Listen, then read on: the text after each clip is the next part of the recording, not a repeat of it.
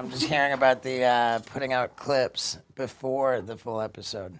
I mean, I feel like that really only happens in hip hop. I don't see people doing it in like the comedy space or the YouTuber interview space or anything. But in hip hop, they do it. To me, it would make more sense if it was a shorter clip. Like 5 to 15 minutes feels like such a sizable chunk of the episode that people maybe already got their itch scratched. Where if it was like a much shorter clip, it'd be more like a trailer for the episode. But you know, it all goes back to DJ Vlad because he's basically the dude who like wrote the playbook for what rap interviews were going to look like. And his thing has always been, he'll do a 2-hour interview with you and maybe he cuts it up into 15 or 20 clips and those come out one per day and then he puts the full thing online. And like as a result, you see all the smaller rap YouTube channels kind of like jacking that delivery. And then we kind of ended up doing it too.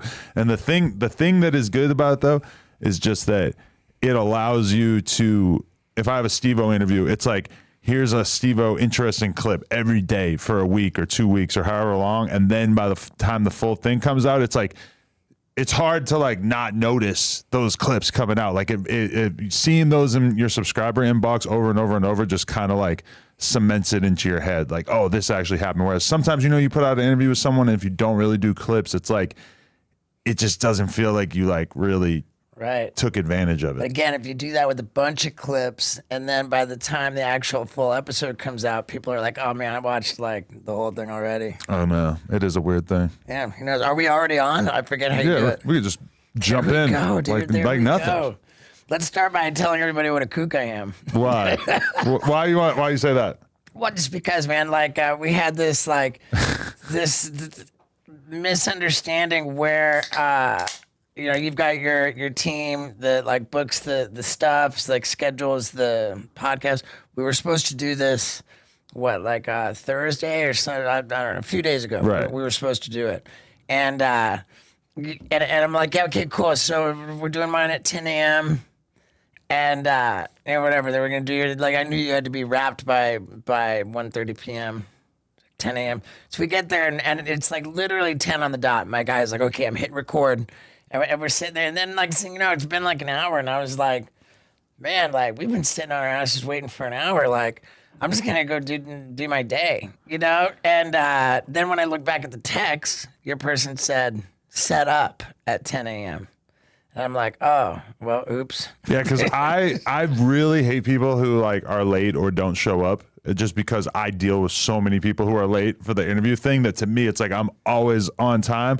But the time that she had told me, because I'm actually that morning I had texted Laura while I was working out and I was like, oh my God, why do you have me at 10:30 for this interview? You know I can't be there till 11 because I work out at 8:30. So if I'm done at 9:30, then I have an hour to shower and eat and then drive here. So I basically need an hour and a half to shower, eat, and drive here.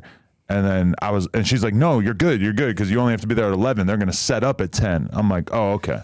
Yeah, like, I think moving forward, I think everybody's going to have a more like distinct.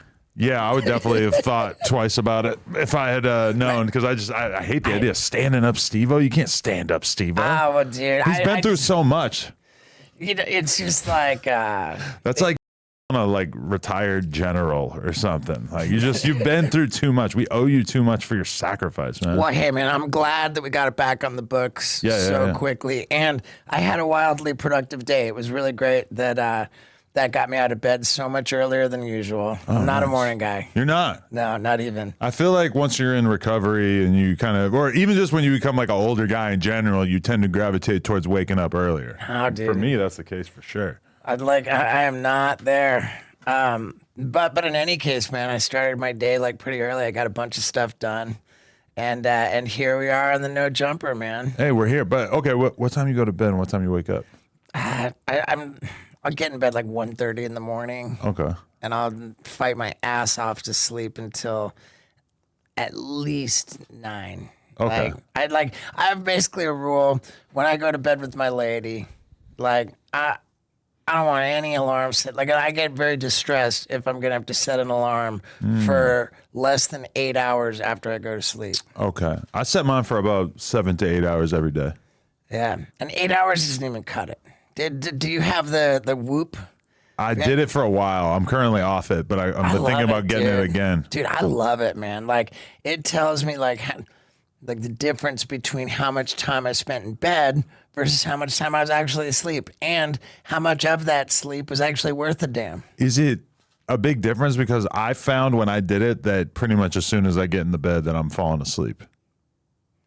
That's good. But there's different stages of sleep too. Yeah. Because I thought that for sure I was going to figure out that smoking weed was like ruining my sleep. And I did not find that. It actually said that I was sleeping really good. And I was like very kind of distressed by that, because I'm like, I got this bracelet because I thought it was going to tell me to stop smoking. And instead you're telling me that it's kind of all right. And I got a lung scan done.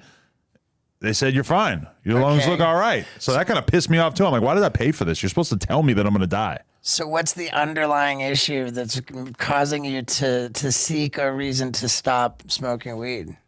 You know, I just kind of feel like it's the final frontier. Like I'm not doing anything else bad for myself, but that's like the one nasty thing I still have. Like I'll have days where I do, 2 hours, 3 hours of working out in here, 5-6 hours on camera, grinding it out, go home, take care of my kid. I'm eating healthy all day, got a good relationship with my girl, but then I'm still smoking spliffs before I go to bed. And that's like, I keep pushing it to later in the day.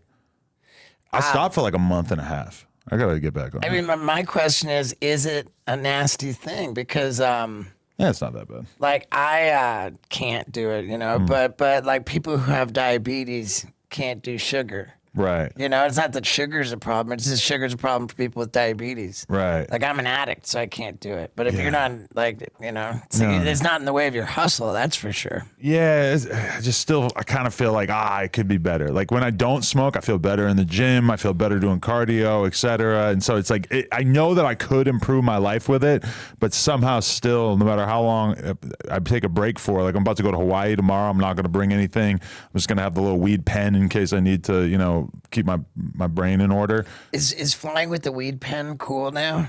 They don't give a shit, I don't think. Yeah.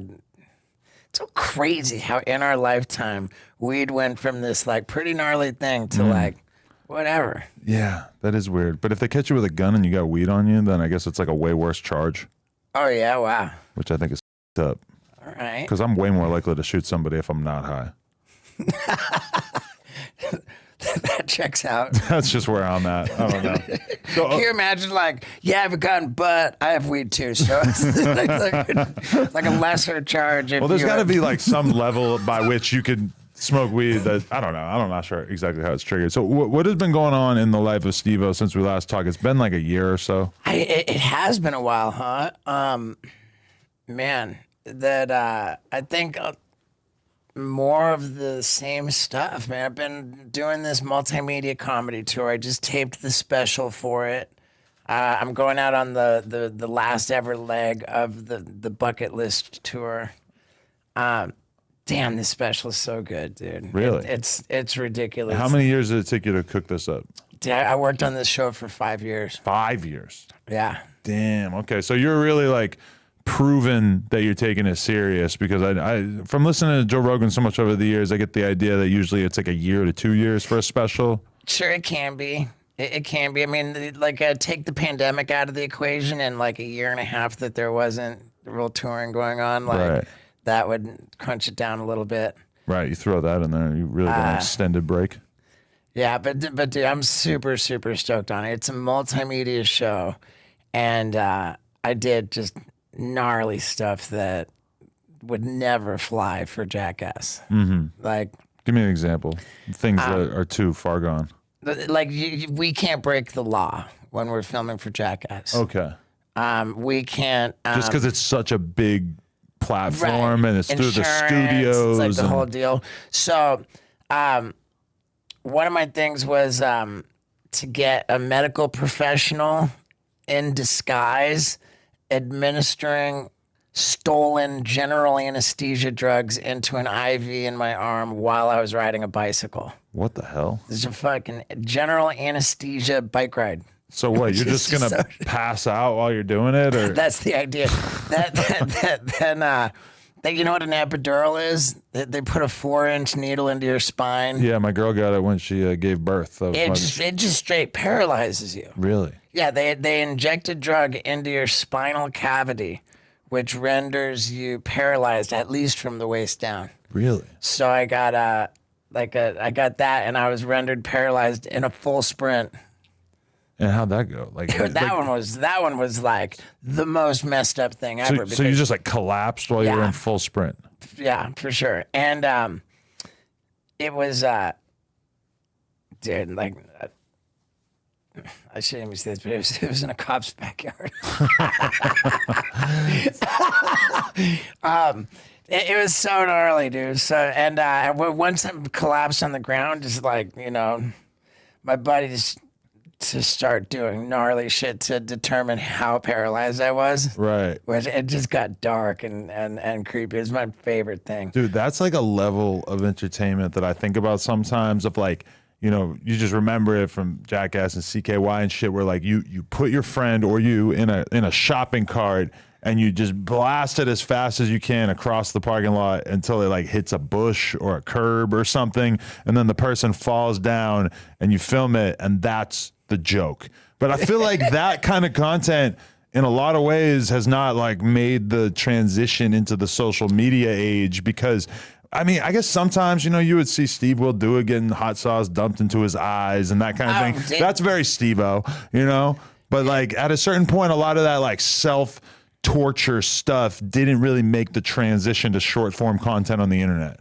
I don't know Maybe that I I'm wrong. agree with that. I mean, if you look at like the show Ridiculousness, I mean, people are pretty active doing that kind of stuff. Okay, so it's still happening. I'm Yeah, just it's not happening tapped in. like crazy. I mean, dude, remember the milk crate challenge, dude? Where they Yeah, were that was like, cool. You ever do that? No, God, no. Oh, man. I was kind of tempted. I want no part in that, dude. I was like, where the fuck am I going to get like 80 milk Dude, crates? every single person ate shit in the most violent, upsetting way. Yeah. Like, no way I want to do that. You know what it is probably is that my media diet is so hip hop, and in hip hop, right. no one is torturing themselves Right. in the same way that like I am just parallel with so many things that the world that I'm in considers gay as fuck. Because like the other day I was in an orgy and I was doing an Eiffel Tower with this guy, this French dude, which I thought was pretty funny that we were both like putting our hands together while we were both getting it in at the same time. And I keep asking my, street connects what they think of it. There's been a lot of blank stares, a lot of real confusion about why I would partake in such a thing. Yeah, I get it, man. I get it. I remember, speaking of hot sauce in the eye, I had the late, great Prodigy Shout out Prodigy. pour like a cup. We took a bottle of Tabasco sauce. We were at the G-Unit offices.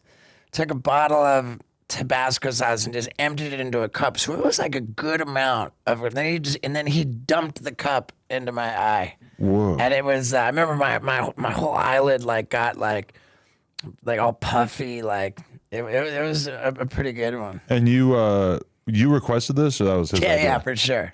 Right. For sure. And what was like your recollection of his response? I remember they kind of like, oh man, this crazy kid, like, everybody got a kick out of it.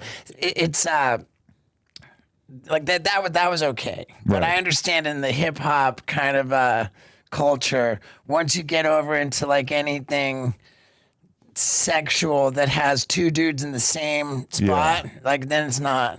Anything gay doesn't really play that well in hip hop, which is what I'm unfortunate for me. It's like because a lot of my humor tends to go in that direction, But yeah, that's one thing that doesn't really make the translation. And then I just think like the self-torture thing.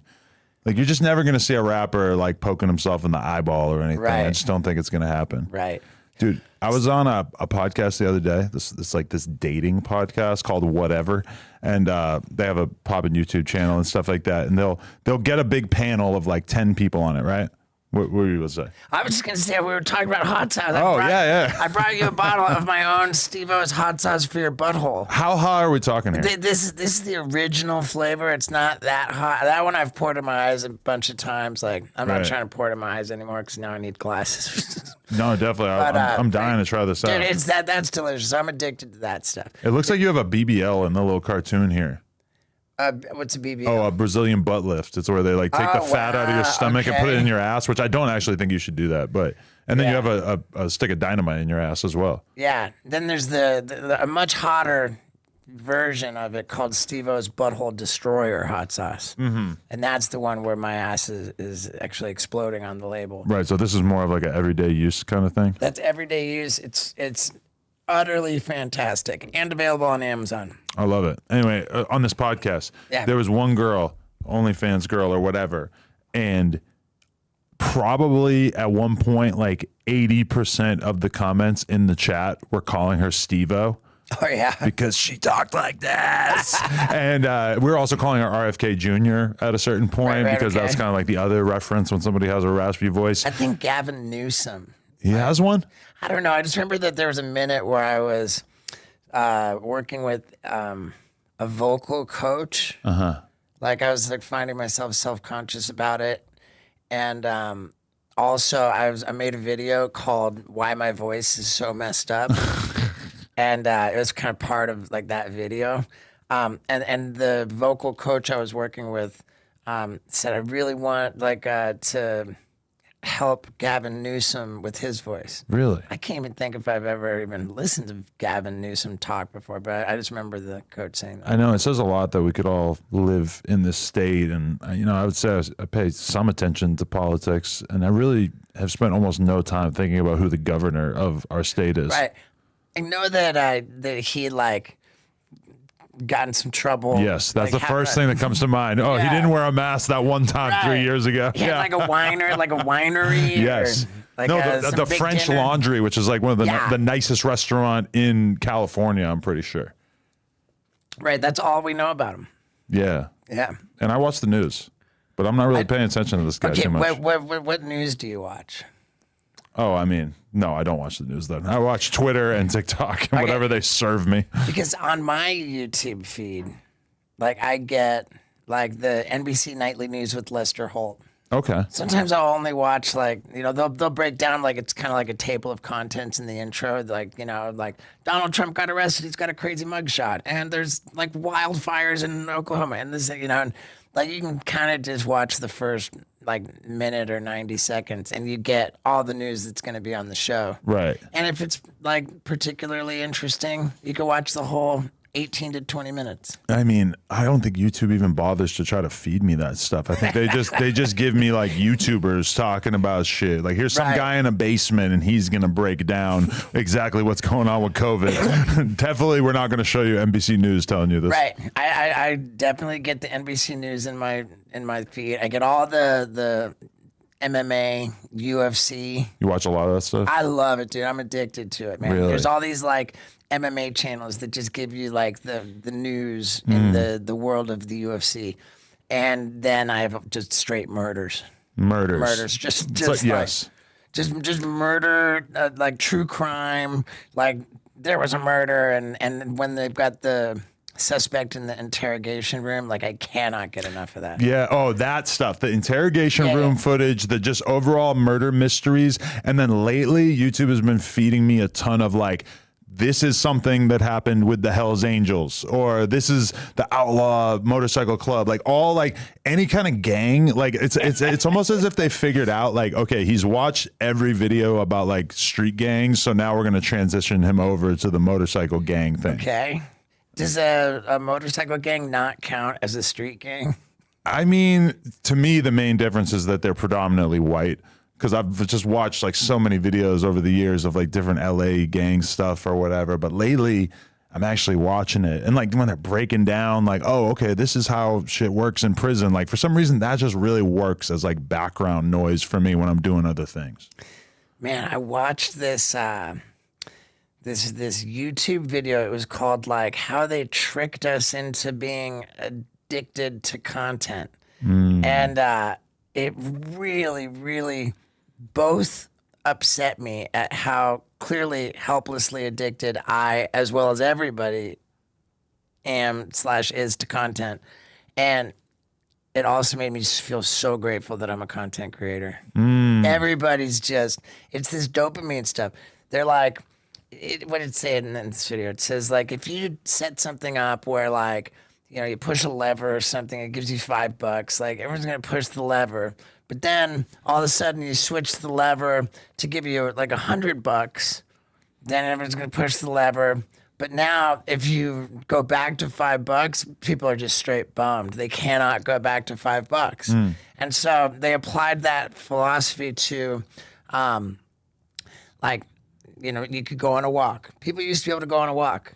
But now, like, you can start going on a walk while listening to a podcast. Now you can't go on a walk anymore. You got to be listening to a podcast. Right. And like the way that they just played it out, they just described this like addiction, this like we're addicted to constantly having that dopamine hit of something that we find interesting. Yeah. And it just like completely overrules our life. And ever since I watched that video, I realized, oh my God, like, yeah, you got to be careful. Because you can mindlessly allow that constant search for content to like take over your existence. Like yesterday, I went out for a walk at night doing like an hour of cardio. And at first, as soon as I walk out the house, just immediately it clicks into my head like, oh, of course, I got to put a podcast on.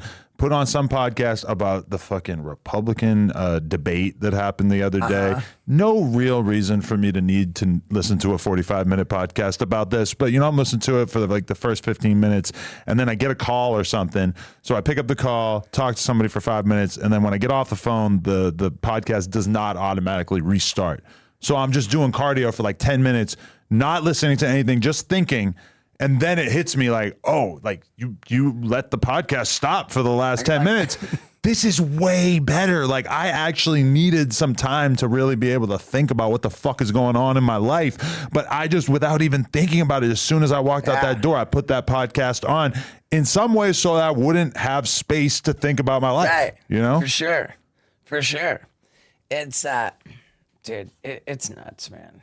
It's absolutely nuts the way that it works, man. And sometimes you really like you see it through other people too, where you start to realize that your content is filling a hole in people's lives where maybe they don't have a lot going on, but they're kind of like living vicariously through you. They're having opinions about you and your relationship and your friends, and they're like deep into it. Like they really are paying attention to the way that you talk to this person versus the way that you talk to this person. And oh, you must not respect this person, but you do respect this person. There's and like there's people where sometimes you just wonder like what else could be done with all this brain power, or what was the what was the version of this in the 80s and the 90s? Right. Well, it used to be TV. People, like, which is even kind of sadder, right? Yeah. Because at least I can customize my media diet. Right.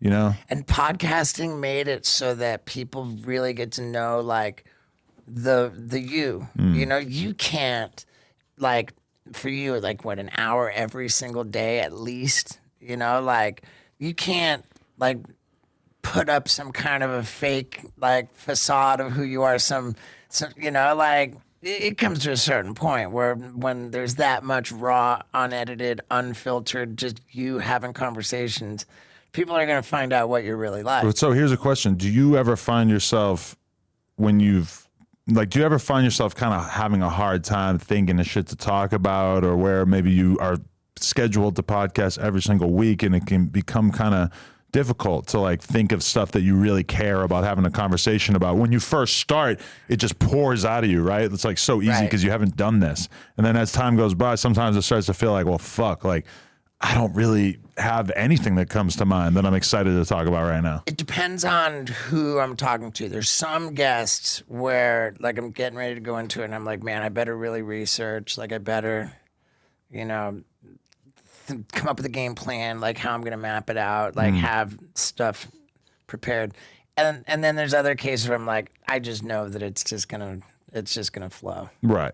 Because that's like the comedian thing, is to like hang out backstage and just talk. A little bit, yeah. And when you're in that environment, it's hard to imagine running out of shit to talk about. Right. And then sometimes on the podcast, it feels a little different, but also it depends on like what you expect of yourself as a podcaster. Because like the other day I listened to Joe Rogan interview Post Malone for 4.5 hours, and they were talking about whatever. And it was good. It was pretty good, but it wasn't good. like there was no moment of like with me when I think about, oh, if I sat down with Post Malone, I think I would want to ask him this, and this, and like how he felt when this rapper said this thing, or like this awkward thing that happened this one time. Like I would go crazy trying to just like put together stuff to talk about. Whereas with him and Joe, it was kind of like, hey, let's just talk about archery for 45 minutes.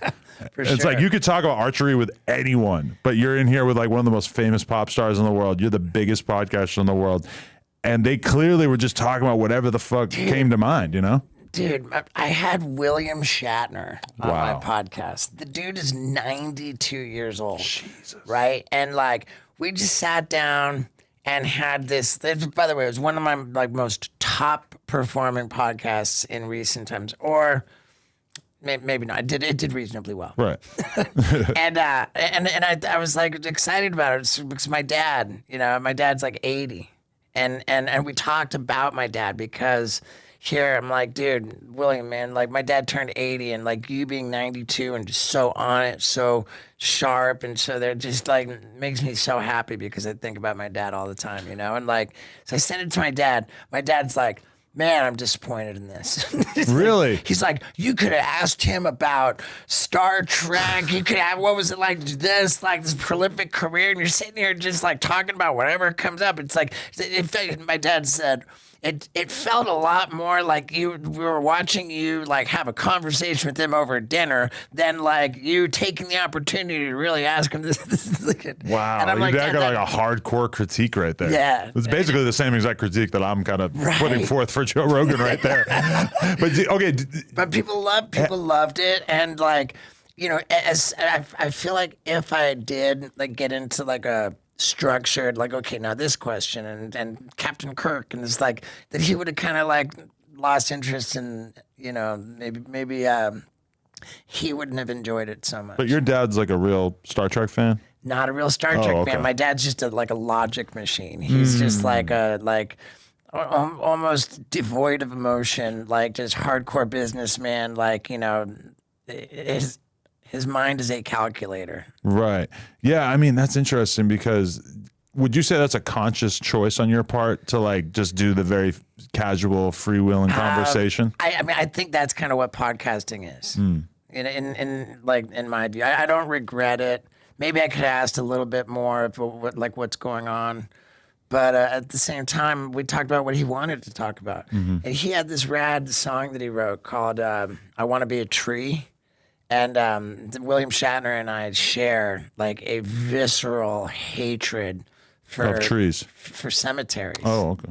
Because think about it, man. Like it's the cycle of life. Constantly, energy like just changes form, right? So you're gonna take this little temporary situation where you're this body, and then have the audacity to fucking bury that body in a plot of land that now you've rendered that plot of land useless forever. You can't use that land to feed people. You can't use that land for shelter, for any activities. And you've made that land creepy, like forever. And like they say, like an eye for an eye makes the whole world blind. Right. It makes sense because everyone's going to, dude, cemeteries make the whole world a fucking cemetery. Right. Well, if there's enough of it, yeah. It's stupid. It's like, it makes it creepy. It makes it useless. Whereas they have these ways of, like even like taking your body and like it's like a pod where like literally like no creepy tombstone wherever, you just become a tree. Right. Yeah. Have you ever driven by like in New York City? There are some cemeteries that you'll drive by, even in Queens and Brooklyn and stuff. And it's just like 1,000 times more graves than any cemetery that I ever saw growing up. And it's just like New York City, where like people live on top of each other. And it's like, oh yeah, you're going to have your, like the same way in New York, your apartment is going to be like 400 square feet. Oh, okay. Your fucking grave is going to be this big. And there's going to be another grave like a foot away from it. And it's like, the field that it's all in is like the biggest cemetery ever. And you're just like, just looking at that, you're like, this is completely unsustainable. Like there's way too many dead people, and it's not like they just pull out some of the graves once they're like 100 years old. Oh no, we're gonna pull this one out and put another one in. They actually do that. I mean, I think like I saw a comment on the Shatner conversation where they're like, yeah, you kind of rent it for a while, and after like 60 years or so, they will just yank you out, which seems like totally disrespectful and creepy in its own right. But when you talked about the limited space, I imagined like, you know, how they do like car compactors. They'll just smash big ass cars into like little cubes. Yeah. Can you imagine them doing that with fucking human bodies? Yeah. But just to make the cemetery as economical as possible. Right.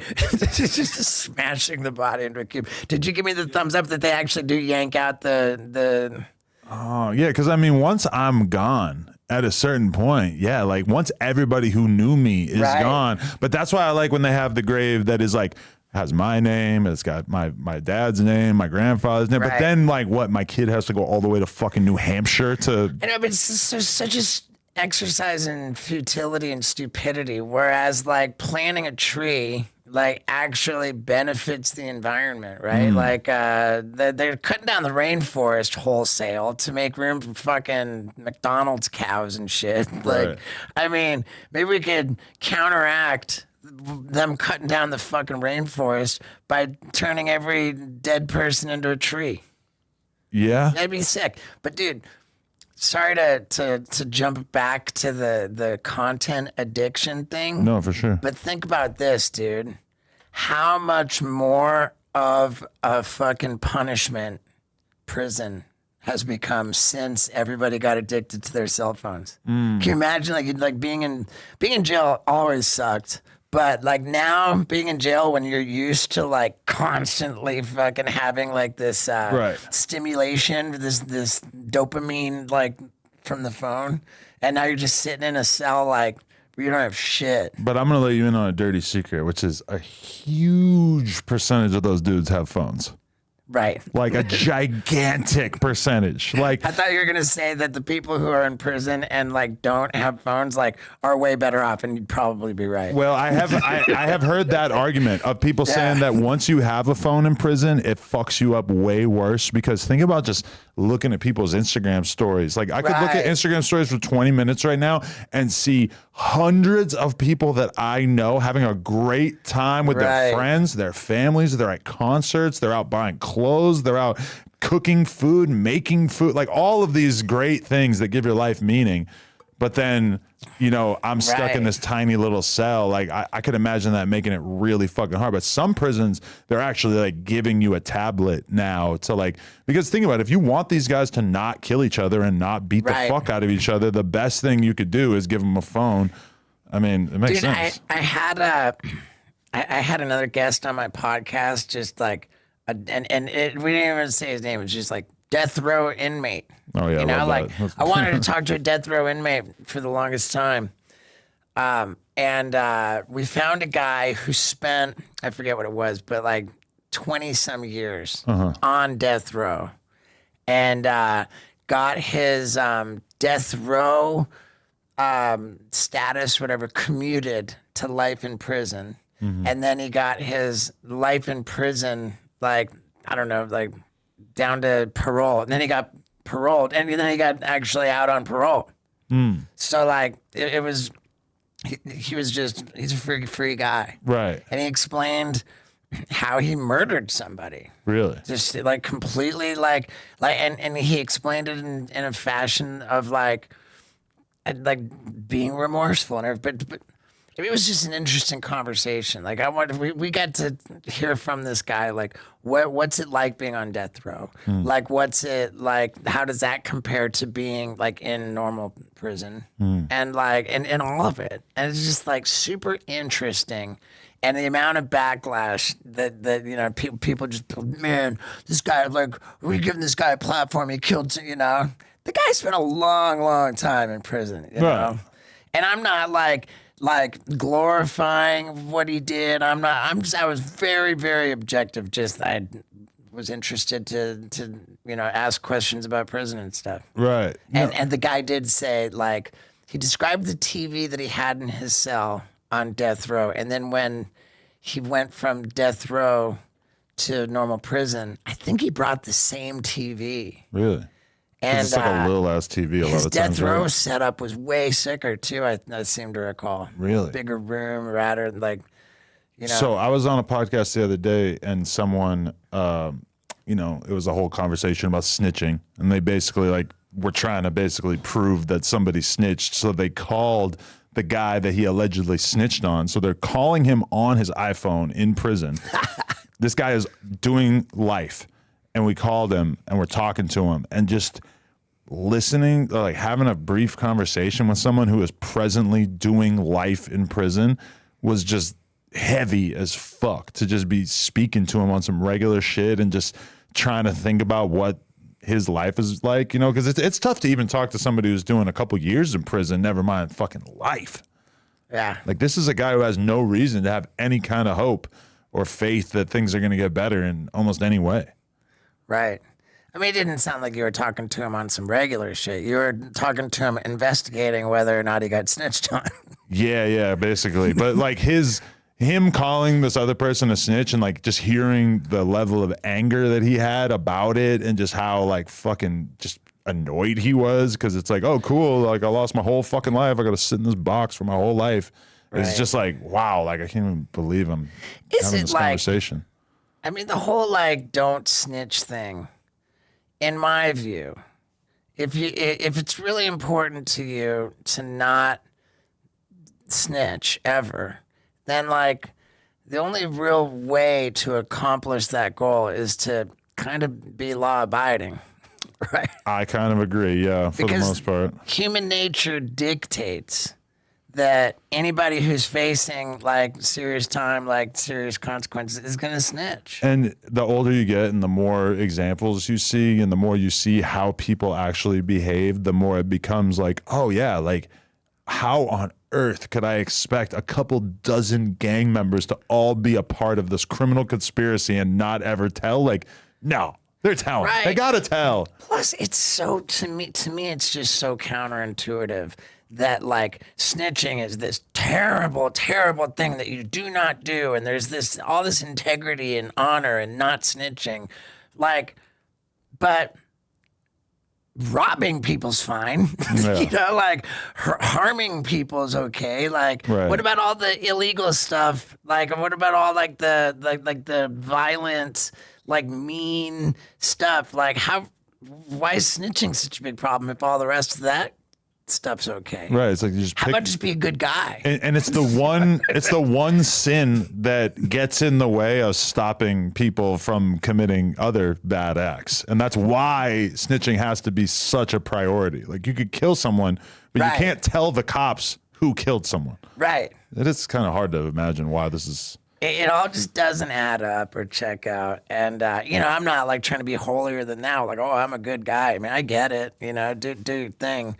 But let's just be realistic that anybody who's really, really looking at hard time, you know, etc., is going to snitch. And think about like who you're basically committing crimes with if you're a dude who's in the streets, like if you're a drug dealer.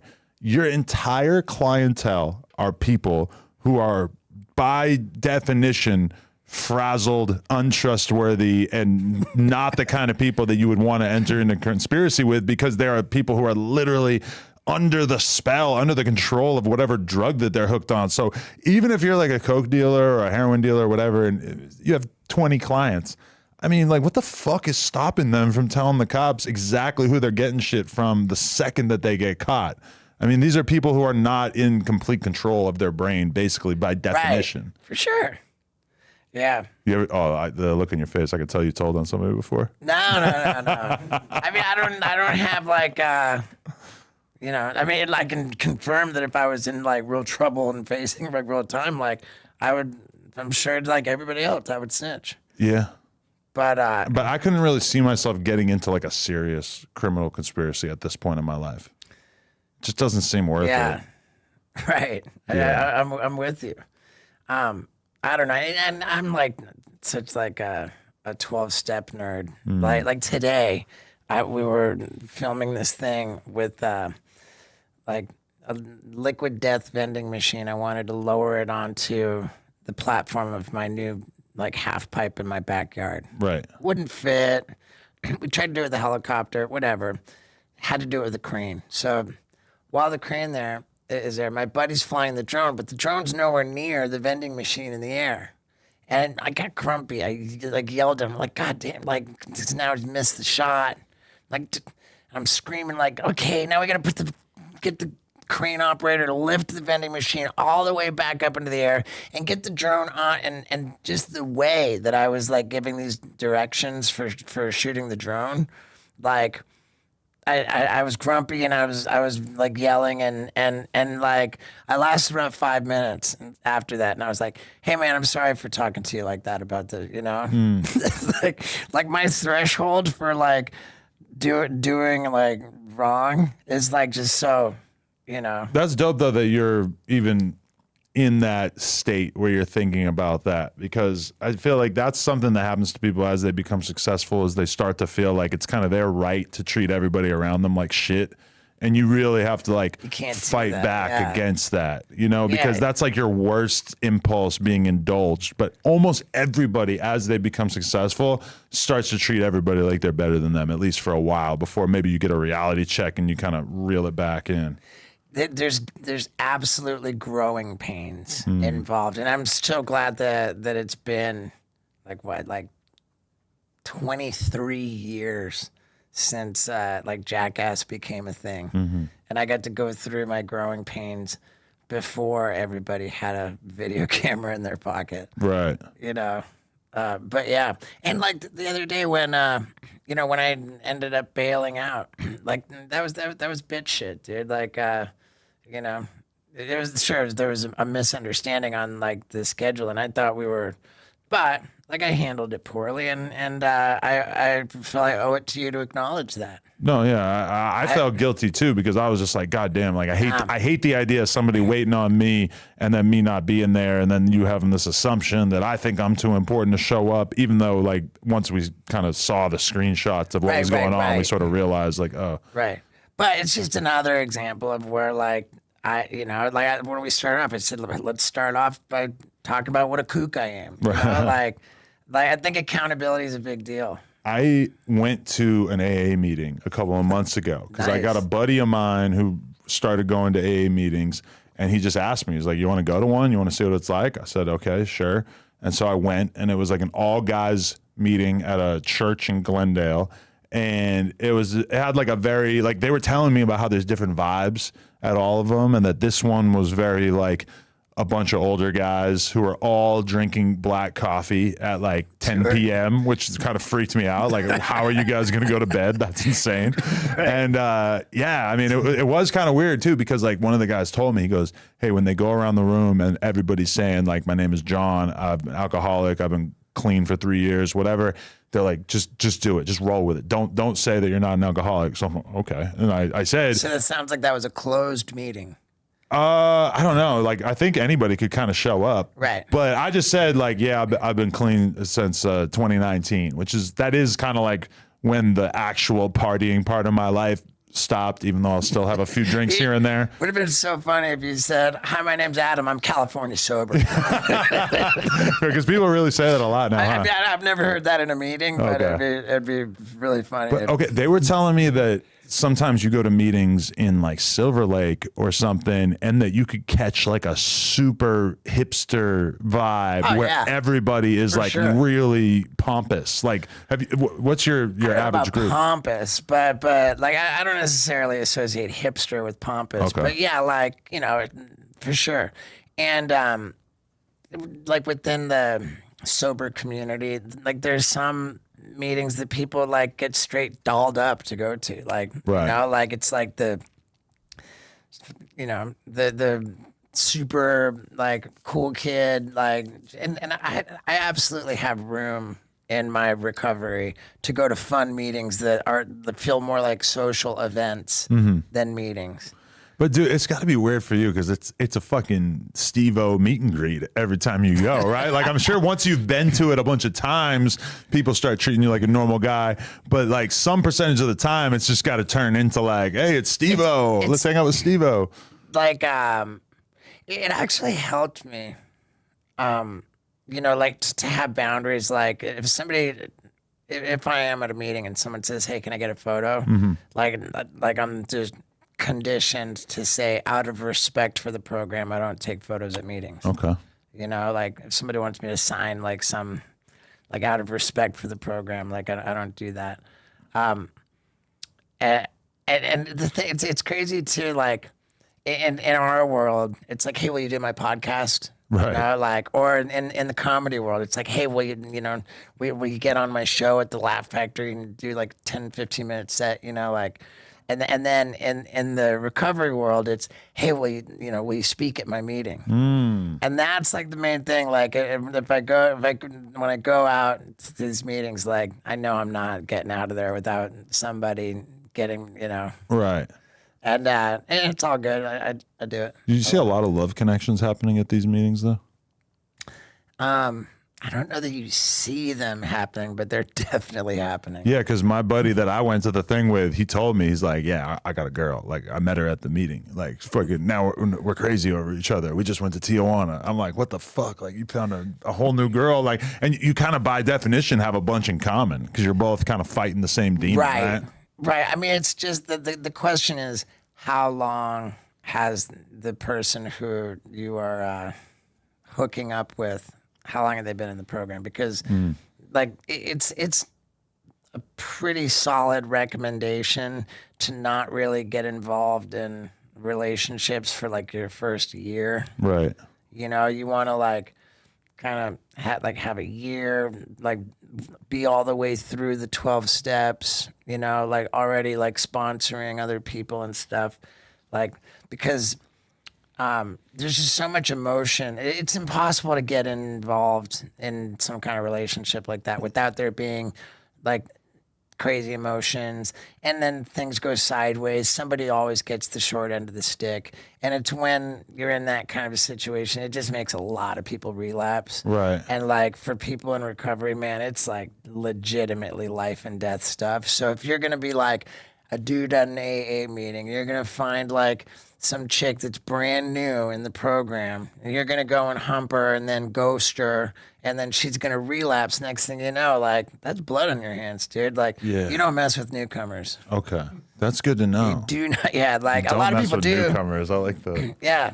Wow. A lot of people do, and it's not cool, man. Like that is like that's something where you just don't do that, man. But okay, so I had kind of a weird experience where the dude that I went to, like the friend of mine that I went to the meeting with, he shared some personal anecdotes and stories about what his life was like when he was really dealing with his addiction and alcohol and everything like that. And some of the stories he was telling me were pretty fucking gnarly. Like, wow, like you are at a level of addiction that I've never been close to. And then he told me he stopped going to meetings and he started drinking again. Yeah. And that was kind of like a weird thing for me to realize, like, oh fuck, like I'm forgetting that, like, just because you're going to the meetings doesn't mean that you're necessarily like really ready to accept this as your new way of life. And he's kind of rationalizing it to me and telling me like, yeah, I'm not really like alcoholic like that. And I'm kind of thinking in my head, I'm like, well, you told me those stories. Those stories were pretty fucking gnarly, dude. Like, I feel like you probably actually are an alcoholic. Well, I mean, whenever somebody comes back into the program after a relapse, you know, like you can ask them what happened, like why'd you relapse, and it's always the same thing. I stopped going to meetings. Right. I drifted away from the program. So like one could argue that we keep going to meetings just to be reminded of what's going to happen if we stop going to meetings. Right. You know, I'm over 15 years in, man. Like I'm terrified of drifting away. Yeah, because that's one thing I always can sense with you. Because I listened to the BAM podcast that you did like 7 months ago, and there's a bunch of little like weird things going on when you watch that shit, because there's just like so many interesting dynamics between you guys because your relationship is so long lasting and layered, and like he's kind of talking about his addiction, his alcoholism, as if he's got a hold of it now.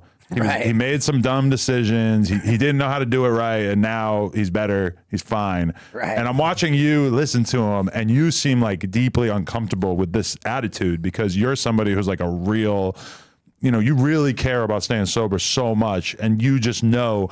And I would never hear somebody like you just talk like the battle is over. Like it's always 100%. continuing on, right? And so, like, yeah, I don't know. Like when you did that podcast. And like obviously he relapsed probably within like a couple weeks of that or a month or something like that. Like days, hours. Yeah. What was your perspective on him sort of acting like his battle was already done, I guess? I mean, I think that it's always been like pretty evident within like a minute of me checking in with Bam that like, okay, he's still not ready.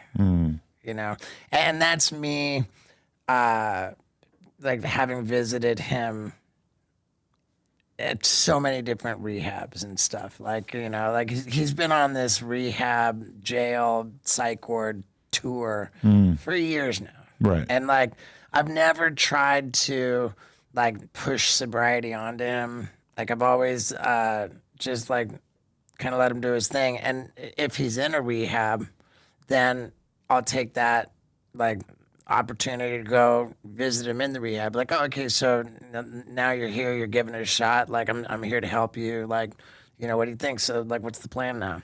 And every time it's like, oh, okay, nothing's gonna change. Like, you can just tell. Right. Oh, man, that's so crazy. Like, just because you want that for him so badly. For sure. I mean, like I would love nothing more than for him to be happy and healthy and like get everything back and Right. We especially like selfishly, if he was killing it, like he would be killing it on our digital side of I feel like not Knoxville's always gonna be like on like the the old school. Right. Like like. It's a weird analogy, but like Howard Stern, you think of him as like very like traditional, like old school establishment entertainment industry. And then there's Rogan, who's like digital, and like Knoxville's like of the Howard Stern kind of mentality of like the old school and and I'm like the digital mentality. Right. Bam would 100% at this point, if he was killing it, he'd be killing it in the digital world. Right. And he and I would, I mean, who knows? We would have a podcast together, maybe. Like it would be like, like Segura and Bert Kreischer with Two Bears. Like they're so much stronger like they have elevated each other so much. And man, I wish that Bam was sober and happy and healthy and that we were elevating each other. Like, is it all about the rock bottom? Is it all about just having something so bad happen to you that you basically like have to get sober, or could you imagine it happening another way to him? They say rock bottom is whenever you stop digging. All you got to do is stop digging and that's your bottom. Right. And you can always dig deeper. And it's also never too late to get better. Right. But I just think with Bam, he just doesn't want it. It's crazy. Like he's seen so many of his friends do it with Brandon Novak, with me, countless like top professional skateboarders who Bam like reveres. Doesn't disrespect me. He reveres them, and they've paved the way. Right. Like it's kind of like a cliche in the skateboarding world that when you watch the Epically Laters and shit, it's like everybody had this alcoholic streak that they had to make it past so that they could really discover their true greatness as a skater or whatever. But apparently it just hasn't kicked in yet. Yeah, it's crazy, man. It's crazy. Yeah, because I always have this like sense of guilt because there was somebody that I was really close to for years and years and years. And actually, when I really think about this person's alcoholism, I would almost say that they're worse than Bam, just because it seems like he's capable of sustaining like some sort of a life, whereas the person that I'm thinking of that I was really close with, like it just really paralyzed them, that they weren't able to get anything done at a certain point. And like at a certain point, like I just kind of got fed up with like the abuse, of the like, this was like a person who I would like just be like, they were my friend, but then they would kind of just be like assaulting me with words occasionally and just like saying horrible things to me for no reason. And I'm the kind of person where if somebody's like really going out of their way to be shitty to me at a certain point, I'm just going to say, okay, I'm done. And I'm not going to call you. I'm not going to talk to you. And it's been a long fucking time. And it's like, I kind of always have a little bit of guilt in the back of my head of like, maybe you should have done more. Like maybe you should have really manned up and like put this person in a rehab, you know? I got this analogy that I make about like the whole recovery thing. And I remember saying this to Bam like one time years ago. I feel like it was like 2014. And Bam was like, yeah, man, I feel like if I like being sober is boring. You know, like being sober would be boring. And I told him that getting sober is like, I view it like getting in a pool. Like if you're thinking about getting in a pool, you know, everybody can relate to dunking their toe in the water and it feels cold. You think, oh man, that's going to be really cold. Like, I don't want to get in. And if you think you're going to go walking in, like down the stairs in the shallow end, gradually getting in, you're fooling yourself because that's just torture. You're never going to do it. Right. We all know that the way to get into that pool, the only way that you're going to get in that pool is to just jump all the way in and all the way into the deep end. And absolutely, when you land in that water, it's going to feel very cold. But everybody can also relate to having just jumped in a pool and feeling so cold, like how quickly you acclimate. You even think like, man, like crazy. I thought this was so cold like a moment ago and now I'm fine. You know, like if you dive all the way into recovery and you really just commit to it like that, like, sure, it's going to shock your system, but dude, my life is not even boring. And like, it's so easy to jump into a pool, like when you're engulfed in flames, you know, that was what my life was. Like, you know, like that's why we could do it, is because we're like not okay. And the problem with my whole analogy is, and as has been proven over and over and over again, is that you just cannot go around shoving people in pools. You know, it's like, you know, like Bam's been shoved into the pool many, many times. It just gets right out. Right. You know, so like as far as you feeling that that you could have done more for your buddy, maybe you should have manned up and put him in a rehab. Like, I mean. Realistically, even if I had done a lot more, I'd probably be in the exact same spot that I'm in now. I would just maybe feel a little bit more comfortable with the fact that I tried harder, you know? I mean, I think that like every episode of Intervention on A&E has always like had people with they write their notes, you know, to the addict. You know, the message is always, there's nothing I won't do to help you get better, but there's nothing I will do to help you stay sick. You know, like if you want to get better, if you're ready, like I'm here for it. I'll help you. But I'm done contributing to you being sick. And so like a lot of the time you just have to take a step back. But so did you feel a little uncomfortable when you were doing that last interview with him because in your head you didn't feel like he was actually done? Oh, 100%. Like every But you time. kind of have to give him the confidence of acting like you believe in him because you want him to believe in himself, right? The last time I had Bam on my podcast, and was it 3 times total? I think there was 3 times total. And then the last one, like it was just at a point where, I mean, he did sound a little better, and I was like, yeah. I mean, I knew he wasn't there, but the stakes felt like higher, and I was like, hey, I'll bring you on tour. What do you think? And he was like, yeah, fuck yeah. And I was like, okay, this is gonna be my last my last try. Right, this tour you guys did, right? Bring him on tour, you know, like maybe like kind of get through to him, like when we're together on tour, like just trying to show him like how much he could be killing it, you know, like help him put together an act, like, you know, and the flaw in that was that I was kind of tangling up the wires of like professionalism and recovery.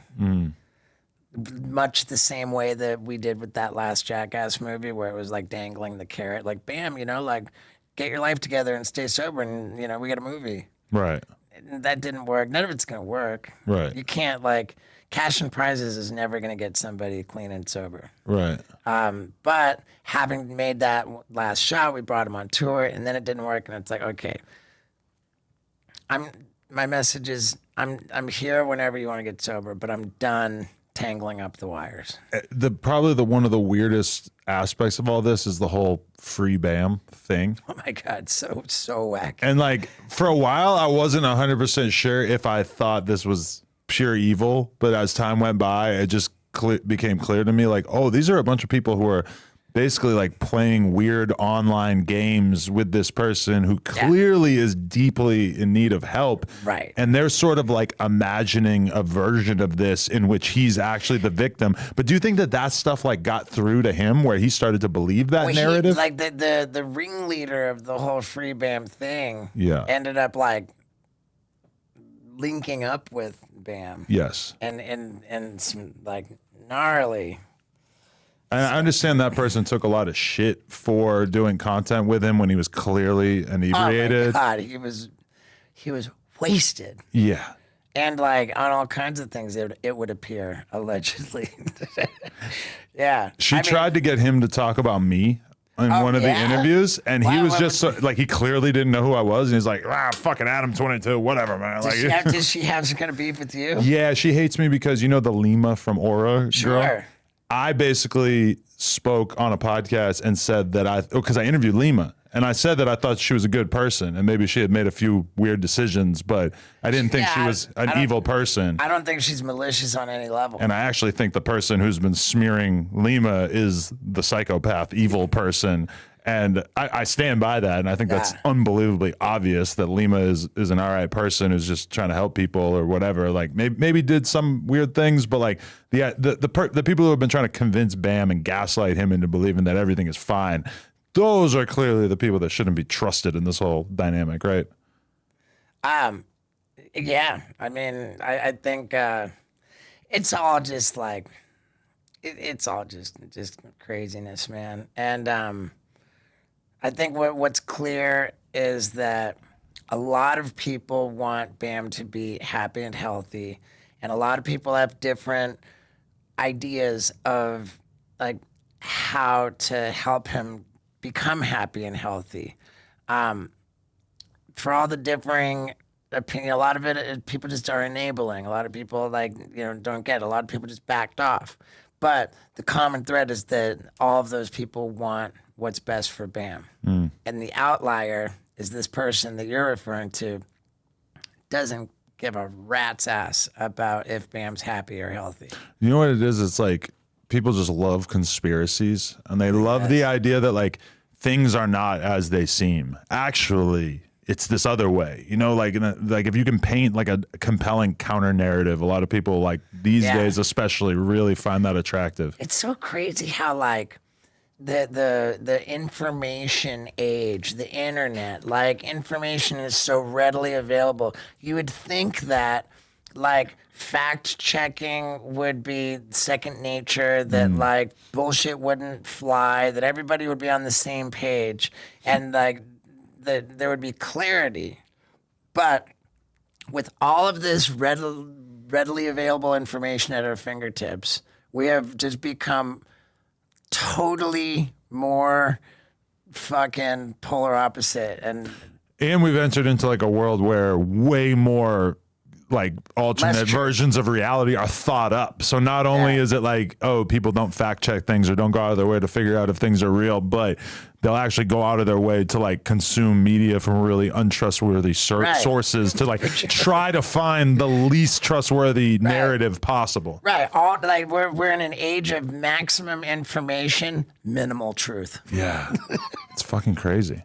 You know who I actually had a podcast with the other day, maybe a month ago, was Lil Xan. And that was great for me because how's he doing? He's doing great. Yeah. Okay. Seems like he's totally sober and stuff. And like he's like a person who I was close with, and at a certain point I really kind of distanced myself because I just did not think that he was doing well, and there just didn't. Well, right. I think that you stepped in once he started slinging mud at the manager, and Oh, like yeah, yeah. that wasn't like. I that was what actually caused me to speak on him publicly, but just in general, like he's not somebody that I ever really thought about being able to get clean, because if I took every rapper that I fucked with in the early days of this podcast and you had asked me like who's the one who's probably never gonna get clean, I probably would have said probably Lil Xan.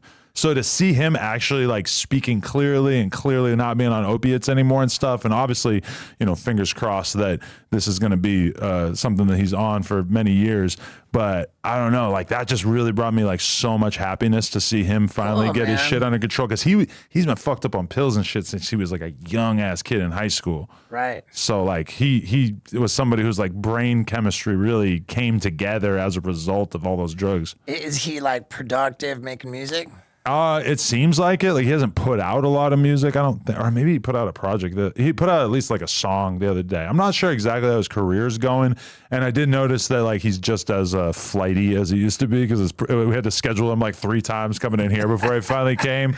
But just like him seeming sober was like, I don't know, I was pretty hyped on that. It's just nice to see somebody actually get it good, even if it might not last forever, but however long he's gonna ride it out. Yeah, I mean. I think it's pretty easy to tell if somebody is like if somebody gets it, if somebody gets the disease concept and like, you know, the idea of being in recovery. You can tell if they're not even giving it a try.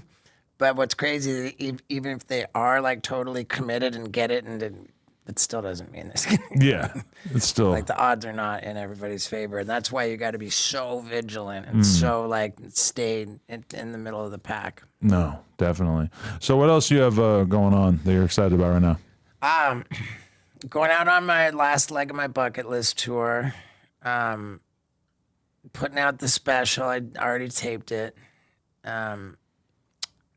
Like just cranking out content on 4 different YouTube channels, like the clips channel, the podcast channel, the main channel, the Spanish channel, you know, like, and you have a Spanish channel too, huh? Yeah. You do real well with that? Not real well. It's not. But you're like trying? I mean, I'm not giving up on it. Okay. Because like actually, I did give up on it, and then the company that they were like, let us just do shorts, and they just took the initiative, and apparently now it's really getting some momentum. Wow. So I want to shout out this company. They're called Unilingo. Okay. And they kill it for all kinds of creators, you know? Like if you've got a huge following, they'll just like overdub your content so that it's the same content, but just like voice actors making it in another language. Yeah, because I watched like a Mr. Beast interview at one point where he kind of got me convinced that I needed to invest in a Spanish version of my content. But like, I don't know, like he puts so much work into like one 10, 15 minute video. Whereas this is like,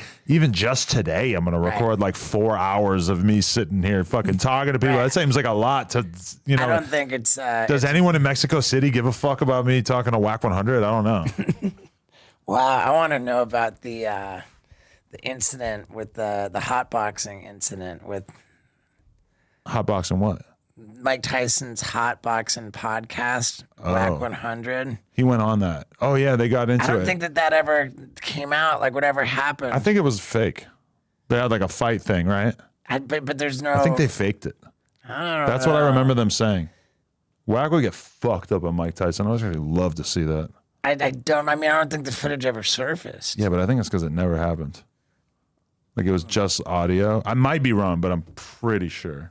Yeah, I'm not trying to get involved in beef or anything. No, they're not going to do anything to you. I'm just really interested. No, I'm pretty sure. Yeah, because there's stuff that has like a lot of views from back then that's like audio of it, like of the fight, but then there's no video of it. So I'm pretty sure it was like a joke that they did to promote the content, which is kind of the new world that we live in. It's been a long time since then, but dude, I'm kind of building out my media department because there's just so much like, you know, I do the podcast like really regularly with like discipline, but I'll go with my Instagram for like ages and I don't post anything, and it's just like so I've got like more people I've hired more people to just be focused on shorts, you know, and then I've hired more people to be more like developing long form content that's like really highly produced, you know, and then I've got like with the podcast, and sometimes we do like 2 podcasts a week, like instead of just one, like,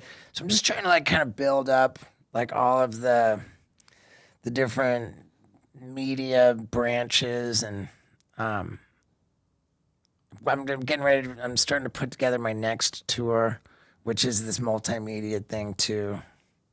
So yeah, I'm pretty. Oh, and I just bought a 44-acre property in Tennessee. In Tennessee? Yeah. What the fuck are you gonna build out over there? My lady and I are gonna get married on it. We're gonna open up an animal sanctuary, and the idea is to have like kind of different stuff going on that can bring in revenue Right. for the animal sanctuary. But how are you planning on splitting your time between here and there?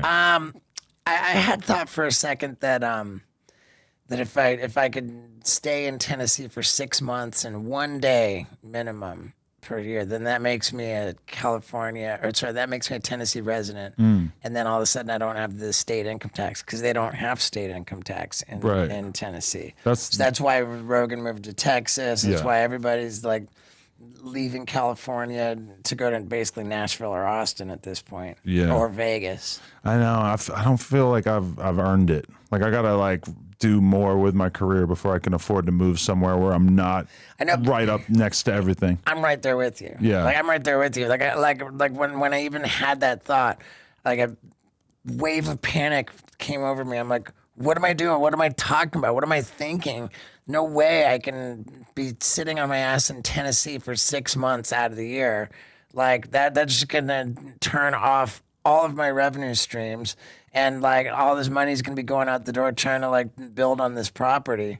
Like I have to stay in California and like work and earn and tour and work and earn, so that we can realize this dream of everything we want to do on the property. Yeah, because to me, it's like we all know that we're going to be like 65 at some point. Yeah. You know, like you know this shit is going to be over, or you're going to be doing an old guy version of whatever you're doing now at some point, you know? It's already an old guy version. Yeah.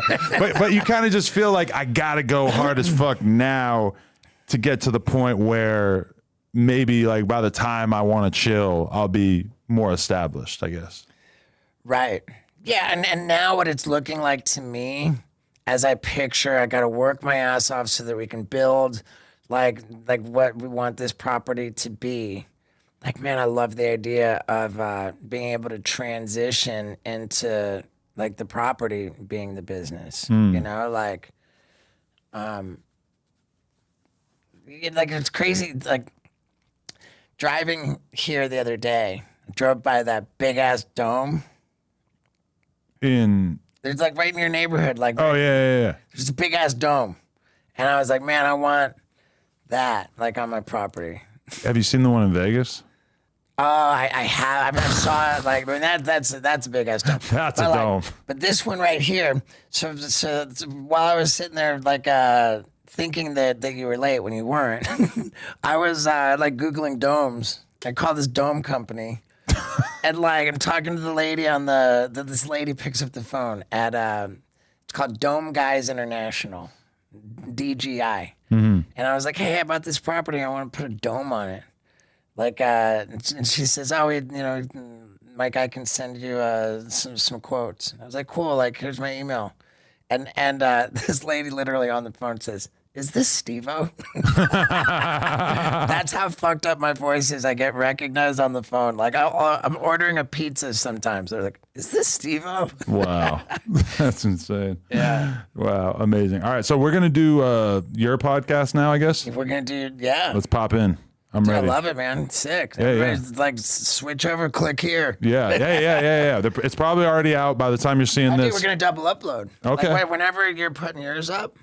Perfect. Thursday's our day, so I don't know if you could do Thursday this week or next week. Yeah, we can make Thursday happen. Sick. No doubt.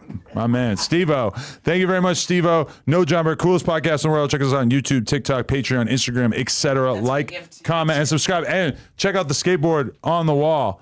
This is a very, very important piece of history right here. I'm fucking hyped.